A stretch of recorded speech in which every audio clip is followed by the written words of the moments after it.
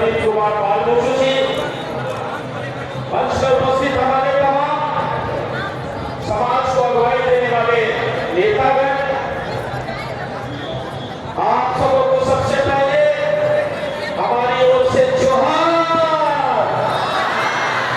जोहार। एक आह्वान के लिए, एकता के साथ आह्वान देने के लिए आपको बुलाया है लोगों ने, लेकिन यहां से जब जाएंगे तो अपनी बातों को समझ के हम जाएंगे। हम जो कुछ भी बातें कर रहे हैं आज एकता के रूप में जो बात कर रहे हैं यहां मन से, जमीन की जो बात कर रहे हैं हम यहां से, विस्थापन की जो बात कर रहे हैं, आदिवासियों के अधिकारों की बात कर रहे हैं, ये सारी चीजें भारत के संविधान में लिखी हुई है।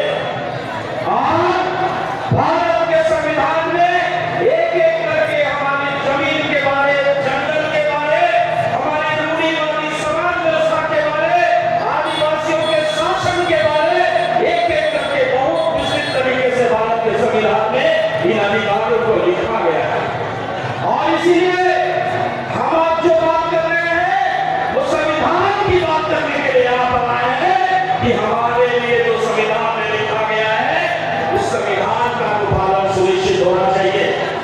जिस तरह से हम अपने खतियान को जानते हैं, जमीन के खतियान को जानते हैं, जिसमें जमीन का डिटेल होता है, जमीन का विस्तृत स्वरूप होता है, कौन गड़ा खेत है, कौन गाड़ खेत है, कौन जमीन कैसा है, उसके बारे में खतियान में लिखा होता है। हम सारे लोग जानते हैं खतियान के बारे में।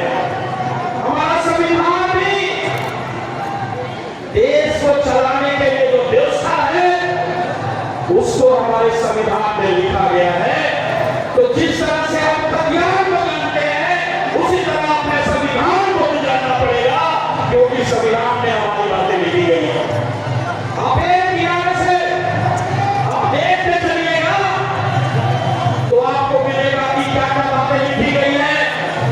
आप जिस रूढ़िवादी समाज व्यवस्था की बात करते हैं, जिस परमार गांधी मुंडा समाज की बात करते हैं, जिस माजी परगना और समाज व्यवस्था की बात करते हैं, ये हमारी पारंपरिक समाज व्यवस्था है जो हमारे पूर्वजों ने बनाया है। और लड़ाई के दम पे इन समाज व्यवस्था को, इस पारंपरिक व्यवस्था को संविधान में डाला गया है। धारा 13 में देश के अंदर जितने भी कानून हैं, देश के अंदर भी जितने भी अध्यादेश हैं, उसके साथ साथ हमारी सामाजिक पारंपरिक व्यवस्था, रूढ़िवादी व्यवस्था को भी कानून का स्वरूप दिया गया है संविधान में। कानून है ये हमारा। उच्च न्यायालय को भी हमारी रूढ़िवादी व्यवस्था की बात को सुननी पड़ेगी, उच्चतम न्यायालय को भी हमारी बातों को सुननी पड़ेगी। और जो हम समाज के अंदर जो प्रैक्टिस करते हैं, समाज में जो कार्यक्रम होता है, जो विधि विधान है हमारा, ये कानून का हिस्सा है। संविधान के धारा 13 में हमको दिया है, ये आपको जानना चाहिए। और उसी को आधार मानकर संविधान की 5वीं अनुसूची में ग्राम सभा के रूप में हमारी रूढ़िवादी व्यवस्था को अधिकार दिया गया है। और ग्राम सभा को पंचायत का सबसे निचला हिस्सा माना गया है। गांव में हमारी समाज व्यवस्था है, उसको कानून का अधिकार दिया गया है। अच्छा, और उस कानून के अधिकार के जरिए गांव की रक्षा ग्राम सभा करेगा। ये संवैधानिक अधिकार ग्राम का पेशा कानून के तहत हमको वो अधिकार मिला। पारंपरिक व्यवस्था के जरिए समाज का संचालन कर सके। हमारी जो समाज व्यवस्था है, इसके अंदर में सोच है, इसके अंदर में जो लोकतंत्र है, उसके अनुसार हम अपने समाज को चलाएंगे।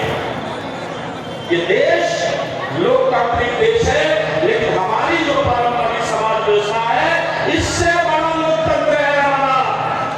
हम जानवर को भी अपने साथ लेकर चलते हैं, उनको भी बराबर का हिस्सा देते हैं। ये है आदिवासी समाज की पारंपरिक व्यवस्था। और उसी प्रकार से संविधान के 5वीं अनुसूची के अंदर राज्य के राज्यपाल को अधिकार दिए गए हैं। क्या अधिकार दिए गए